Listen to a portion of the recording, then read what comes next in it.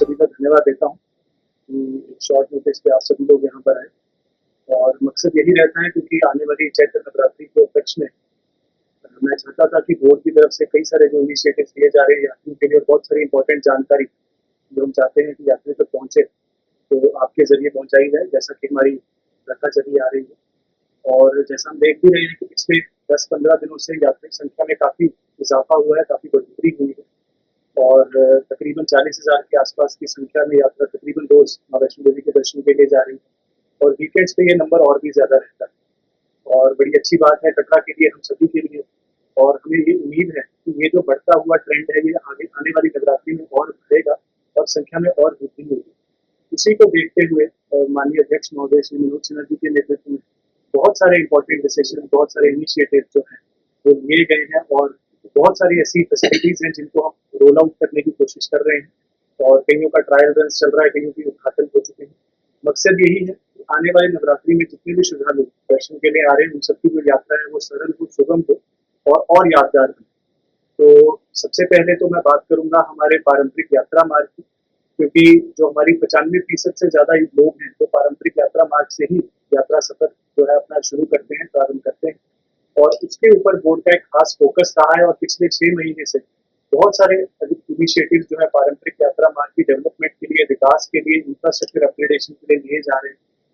और उनमें से सबसे पहला है हमारा जो दक्षिणी ड्योढ़ी के ऊपर एक नया बना हुआ क्यू कॉम्प्लेक्स, जो एक 2 मंजिली इमारत है तकरीबन 10,000 स्क्वायर फीट में। जिसका जो मेन जो मकसद है, मेन उद्देश्य वो यही है कि जो लोग कतार में लगे रहते हैं जब भीड़ के दिन होते हैं, क्योंकि वहाँ रिस्किंग और सिक्योरिटी चेक हमारा फर्स्ट पॉइंट है वो। और वहाँ पर जो कतारें पहले खुले में लगती थी और बहुत गर्मी में, बारिश के दिनों में यात्रियों को असुविधा होती थी, उनकी कन्वीनियंस के लिए ये वेटिंग एरिया तैयार किया गया है,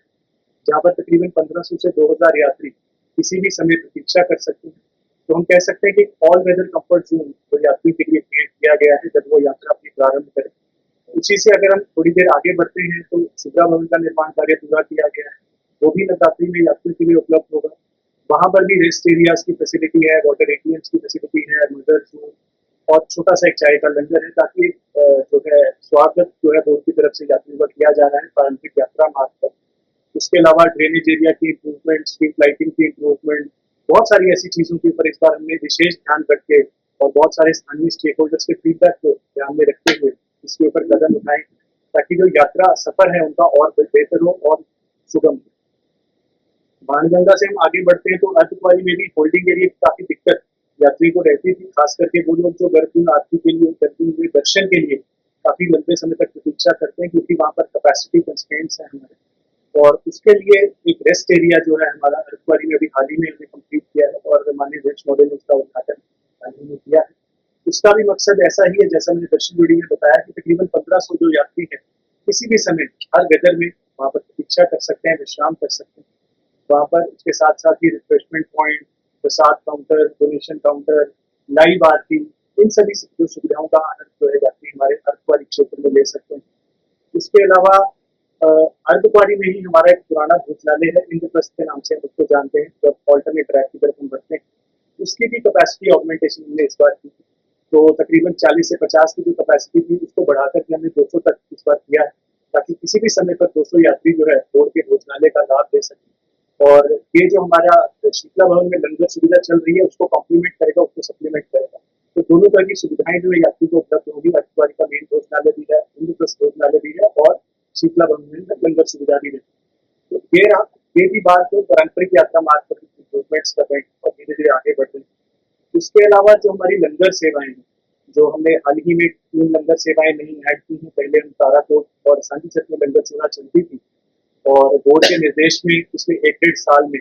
हमने भैरव जी में और अर्धकुंवारी में और बाणगंगा में एक चाय का लंगर, तो ऐसी 3 लंगर सेवाओं के अंदर वृद्धि की गई है। और इस बार ये निर्णय किया गया है कि सभी लंगर सेवाओं के पर व्रत संबंधी खाना यानी प्रवाह भी अवेलेबल रहेगा, ताकि यात्रियों को किसी प्रकार की कठिनाई का सामना न करना पड़े। तो जो रूटीन में हमारा लंगर मेन्यू है, दाल चावल, कड़ी चावल, वो तो अवेलेबल रहेगा ही। उसके अलावा जो व्रत कर रहे हैं यात्री, उनके लिए व्रत संबंधी जो समय और ये लंगरों का जो टाइमिंग्स पहले से चले आ रहे हैं, तो सुबह 7 बजे से लेकर रात को 12 बजे तक वही टाइमिंग्स कंटिन्यू रहेंगे, ताकि ज्यादा से ज्यादा यात्रियों को इसका लाभ मिल सके।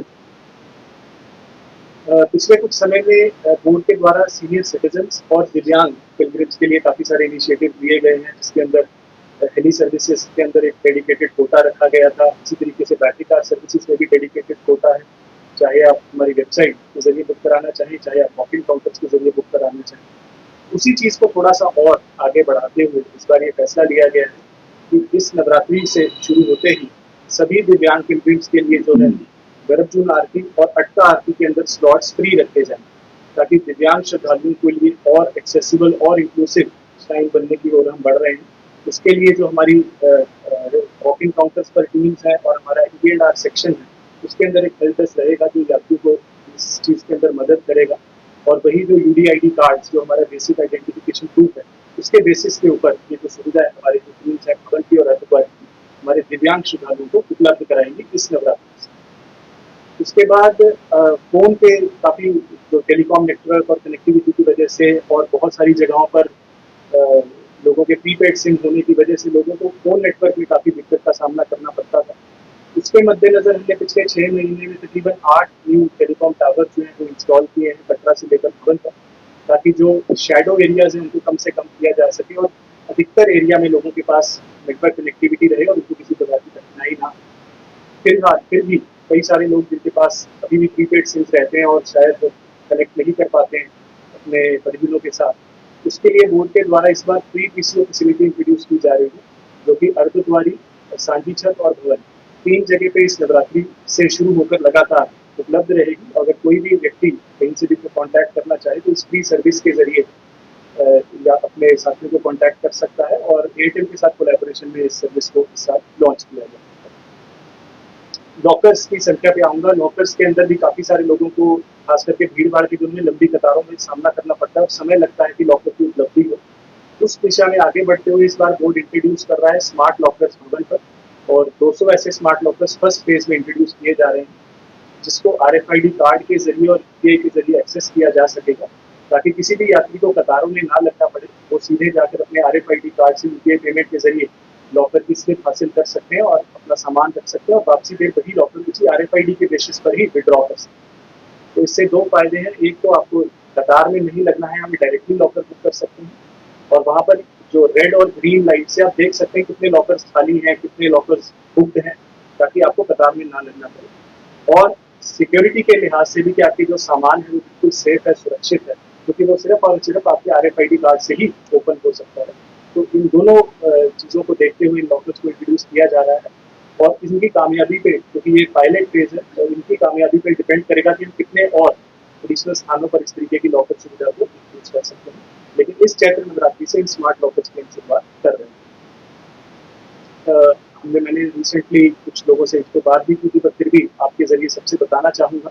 कि पिछले साल जो माता रानी की जो पीढ़ियों की नई फोटोग्राफ्स रिलीज की गई थी माननीय अध्यक्ष महोदय के द्वारा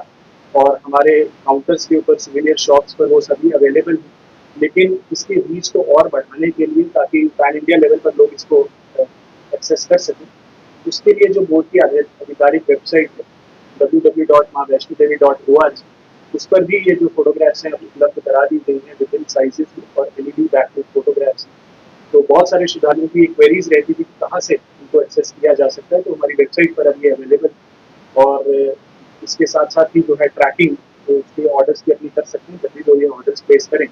तो वो प्रसाद के साथ साथ माता रानी की जो फोटोज हैं उसके लिए भी हमारी वेबसाइट पर एक्सेस कर सकते हैं। फाइनली ये सब जो चीज़ें थी ये ज़्यादातर यात्रियों से संबंधित थी कि किस तरीके के इनिशिएटिव्स बोर्ड ला रहा है। इसके अलावा जो नवरात्रि रिलेटेड अरेंजमेंट्स हमारे हर बार की तरह रहते हैं कि देश विदेश के फूलों से जो सजावट होती है वो काम पहले से शुरू हो गया है और हमारी टीम्स भवन पर काम कर रही हैं। आउटकेव एरिया के अंदर भी यात्री की सहूलियात के लिए जो है क्यू कवर्स के ऊपर हमारी टीम काम कर रही है, ताकि गर्मी के दिनों में खास करके बारिश के दिनों में यात्रियों को आउटकेव एरिया में किसी प्रकार की कठिनाई ना हो। चरणामृत के एरिया को हमने रीडिज़ाइन किया है, रेनोवेट किया है पिछले कुछ समय में। वो भी उसका भी मकसद यही था कि भवन एरिया के अंदर जो है उनका जो क्यू मैनेजमेंट हमारा सिस्टम है, यात्रियों के वापस आने की जो सुविधा है, उसके अंदर उनको और ज़्यादा कन्वीनियंस रहे, उनकी जो यात्रा है और यादगार बने। उसके अलावा जो पूरी यात्रा मार्ग पर सफाई अभियान है, हमारी टीम्स पिछले 10 दिनों से उसी के ऊपर विशेष कार्य कर रही हैं ताकि अनुभव यात्री यहाँ से लेकर लौटे।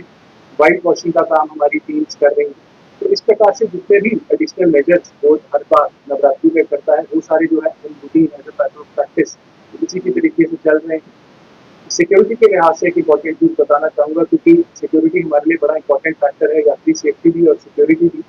इसके लिए एक डिटेल्ड सिक्योरिटी रिव्यू हमने 2 दिन पहले किया, जिसके अंदर सभी सिक्योरिटी फोर्सेज मौजूद थी, पुलिस, सीआरपीएफ, सिक्योरिटी विंग और जितनी भी अलाइड एजेंसीज हैं। और जैसा हम जानते हैं कि पिछले साल ही एक बड़ा डिटेल जॉइंट सिक्योरिटी रिव्यू माननीय अध्यक्ष महोदय के डायरेक्शन पर किया गया है और उसमें बहुत सारी रिकमेंडेशन आई हैं, इसके ऊपर बोर्ड ने काम किया है। बहुत सारे ऐसे एक्सेस पॉइंट्स थे जिनको प्लग किया गया है, बहुत सारा न्यू इक्विपमेंट था जिसके लिए बोर्ड अपग्रेड अपने आप को कर रहा है। तो इसके अंदर नए handed metal detectors, door frame metal detectors, X ray baggage scanners, under vehicle scanning mirrors, तो इस तरीके के बहुत सारे इक्विपमेंट हैं जो प्रोक्योर किए गए हैं और उनको अलग अलग जगह पर in collaboration with security forces install किया गया है। तो ओवरऑल मैं कहूँगा कि सिक्योरिटी ग्रिड को काफ़ी स्ट्रेंथन किया जा रहा है और सिक्योरिटी टीम से भी तकरीबन 25 से 30 जो नए मैन पावर है उनको इंडक्ट किया गया पिछले 15-20 दिन में, और इससे अधिकतर काफ़ी ज़्यादा मात्रा में और ज़्यादा मैन पावर को इंडक्ट किया जा रहा है अगले 2-3 दिनों में, ताकि जो है यात्रा मैनेजमेंट के साथ साथ सेफ्टी और सिक्योरिटी के ऊपर भी खास ध्यान दिया जा सके। उसके अलावा जो हमारा टेक्नोलॉजी बेस्ड जो सिक्योरिटी मैनेजमेंट ग्रिड रहता है वो इसी तरीके से एक्टिव है। हमारे तकरीबन 650 सीसीटीवी कैमराज और जो integrated command and control centre Katra में और भवन पे दोनों जगह पे डिप्लॉयमेंट रहेंगी और वो डिप्लॉयमेंट इनफैक्ट शुरू भी हो चुकी है, क्योंकि यात्रा संख्या पहले से ही देख रहे हैं ज़्यादा। उसके अलावा जो है ड्रोन के द्वारा सर्विलेंस कतरा टाउन में भी और ट्रैक एरिया में भी वो भी पुलिस और आर्मी के साथ कोऑर्डिनेशन में की जा रही है, ताकि किसी प्रकार की कठिनाई किसी भी व्यक्ति को, किसी भी यात्री को ना हो। और जो मॉनिटरिंग टीम्स हैं बोर्ड की तरफ से, सिक्योरिटी फोर्सेज की तरफ से, तो कटरा में भी, अर्धवारी में भी, भवन पे भी हर जगह स्टेशन की गई है। डिजास्टर रिस्पॉन्स फोर्स की भी एडिशनल टीम और फायर डिपार्टमेंट की भी एडिशनल टीम मोबिलाइज की जा चुकी है। मकसद सारा के सभी एजेंसीज का, सभी फोर्सेज का यही है कि एक कोऑर्डिनेटेड माहौल में जो है यात्रा संपन्न हो और नवरात्रि के अंदर जितने भी यात्री हैं उनको किसी प्रकार बहुत कुछ सुझाव। देखिए ऐसा है, ये शायद मैं समझता हूँ कि काफी लंबे समय से, जैसा आपने कहा कि एक कुछ आइटम्स है जो शुरू से बैन चली आ रही है, और ये मैं समझता हूँ कि सिक्योरिटी फोर्सेज के साथ कोलैबोरेशन में ही शायद ये फैसला किसी समय पे हुआ होगा। तो अगर यात्री का ये सुझाव है तो मैं समझता हूँ कि इसके लिए इंटरनल रिव्यू हमारे एंड से रहेगा और उसके बाद ही हम इसके ऊपर कुछ फैसला लेंगे। ऐसा है कि जो ऐसे विशेष यात्री रहते हैं जो विदेश से आते हैं, तो उनके लिए बोर्ड की तरफ से एक नई जम्मू भवन सेवा हाल ही में लॉन्च की गई थी और हमने देखा कि काफ़ी अच्छा रिस्पॉन्स हमें उसमें मिला है। और तकरीबन अक्टूबर के महीने से मैं अगर बात करूँ तो हर महीने तकरीबन 70 से 80 सॉर्टीज हम देख रहे हैं जम्मू से भवन के जो यात्री हैं वो अवेल कर रहे हैं। और उसका मकसद ये वो है, आप ये समझें कि उसका मकसद यही है कि जो लोग जिनके पास समय कम रहता है, समय का अभाव रहता है, या बाकी लॉजिस्टिक्स के साथ कटरा की उसके साथ जो फेमिलियर नहीं है, उनके लिए ये सेवा लॉन्च की गई है। पर ये एक पायलट जो है अप्रोच थी हमारी, और ये भी इसी वजह से हुआ था क्योंकि लोगों ने ऐसा फीडबैक दिया। तो मैं समझता हूँ अगर ऐसा फीडबैक अभी और लोगों को